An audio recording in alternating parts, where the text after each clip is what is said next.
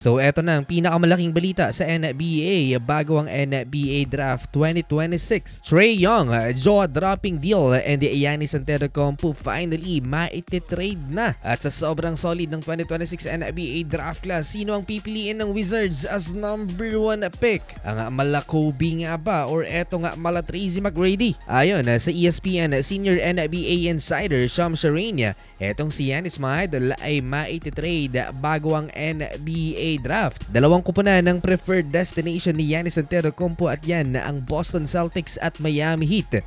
Giannis Antetokounmpo is somewhere abroad, ready to be traded, either to Boston or Miami between now and Tuesday night's NBA Draft. Kung sakali mang sa Boston mapupunta si Giannis Antetokounmpo, siguradong ma-involve si Jaylen Brown sa trade na yan. At kung sa Miami Heat naman, picks ang paniguradong ibibigay ng Miami, including Tyler Hero. Pero kung sakali mang hindi makuha ng Miami Heat itong si Giannis Antetokounmpo, etong si Kawhi Leonard ang isa sa option nila ngayong offseason. Matagal na ang rumors dito mga idol kay Giannis Antetokounmpo. Nagsimula pa before the trade deadline noong February at sandamakmak na pambabash na nga natatanggap ni Shams Charania dahil puro hanggang salita lang at wala pa rin siyang nakukumpirmang trade dito kay Giannis Antetokounmpo. Pinapaasa lang niya mga fans. Puntahan naman natin mga idol si Trae Young na dinecline ng kanyang player option at nag-sign ng panibagong extension dito sa Washington Wizards. Well, kayo na humusga mga idol kung sulit nga ba to para sa 27 years old point guard.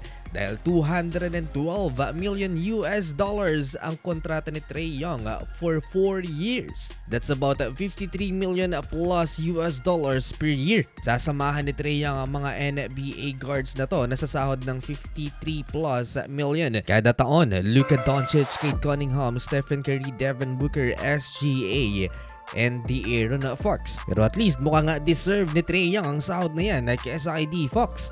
Ang Wizards nga pala mga idol ang nakakuha ng number 1 pick ngayong NBA Draft. Solid ang draft class na to. Etong si AJ Dybala at Darren Peterson ang pagpipilian ng Washington Wizards for their first overall pick. Pero para kay John Wall, ang former Wizards star, pipiliin niya si Darren Peterson na makasama ni Trae Young sa Washington Wizards. Kahit pa mas better overall itong si AJ Dybala dahil si Darren Peterson mga idol, he can play as a second playmaker sa kupunan. Kinukumpara din itong si Darren Peterson kay Devin Booker as elite shot creator. As a freshman sa Kansas Jayhawks, nag-average to ng 20 points, 4 rebounds, 1.6 assists on 43.8 field goal percentage. Kinukumpara din ng ilang scouts kay Kobe Bryant ang laruan nitong si Darren Peterson. Sa kabilang banda, sayang naman kung hindi nila kukunin si AJ Dybala, 6'9" wing with a near 7-foot wingspan. Complete player ika nga na maikukumpara naman